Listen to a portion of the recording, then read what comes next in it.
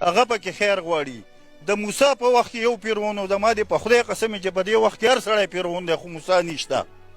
هر دویم کس پیرون دی، که نه وګرځه معلومات وکړه. که د چا په لاس کې معمولي اختیار دی، غټ پیرون دی. صحیح ده جی. دا ګاډۍ دله ولې دکان یې دله ولې بند کړل دی؟ ګاډۍ دله ولې لرې کوله ولې؟ دا ګاډۍ ماډۍ وروره تا ته ما ونه وې چې دا خلک دا غریب خلک چیړي، چې دا ونه چیړي د دوی دا خېټې به په سم باندې ډکېږي. زما ګاډۍ یې وړې ده، زه پسې تلی وم، هغه یې ماته کړې ده.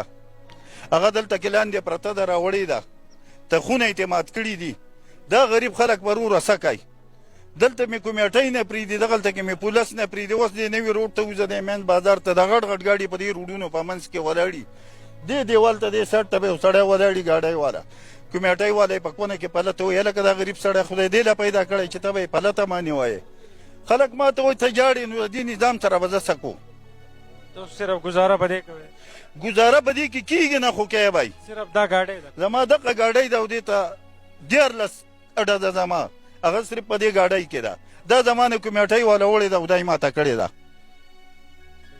اوس تاسو شاعري کوئ؟ مونږ شاعري د ډېر وخت نه زه کومه، خو مزدوري خو به کوې که نه، یوازې شاعري خو چاله څه نه ورکوي که نه. په دې نظام دې څه لیکلي دي؟ په دې نظام باندې دا دونه مردار نظام دی که نه، دې ته ما یو دغه لیکلی دی چې دا نظام مردار دی. دلته کې ماړه د وږو نه ډوډۍ تښتوي، او څومره مزیدار د دې ښار نظام دی. په دې باندې ما ډېر لیکل کړي دي. او دلته کې ماړه د وږو نه ډوډۍ تښتوي، دا داسې یو نظام دی. په دې کې نور څه نشته. په هر مرض باندې بیمار نظام دی، او زمونږ د ښار داسې مردار نظام دی چې زه تا ته په دې باندې د لیکلي ووایم، کیدای شي چې ما پانسي کړي. صحیح ده. اوس راته صرف دا ووایه، ستاسو د فیملی گزر بسر صرف په دې ګاډۍ کې؟ دغه یوه ګاډۍ دی، او په هغې کې هم څه شته؟ هېڅ ته بیسته هېڅ هم نشته. پرېږدي دې نه؟ الله پاک دې په موږ باندې خپل رحم وکړي. د چا په ورکړه باندې په خیرات زکات په دې باندې هم د چا څه نه کېږي.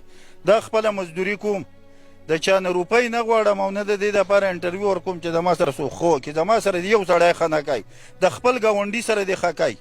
چې په ماله کې څوک غریب د هغه سره دې ښه کوي. خدای تباه او برباد که په دې روپو باندې به تاسو څه کوئ؟ د ځان سره په المارو کې یې ښودي دي. ستاسو د قسم چې دا راوالی او په دې غریبانانو ما ته پته دی چې کډه په څونه مشکله مانې. زه 1500 روپۍ به دې کې ګټم، او زما رزق نه پوره کېږي. نو چې یو سړی مزدور په 200 روپۍ ټوله ورځ مزدوري کوي، او د هغه به خپل کور څنګه چلوي؟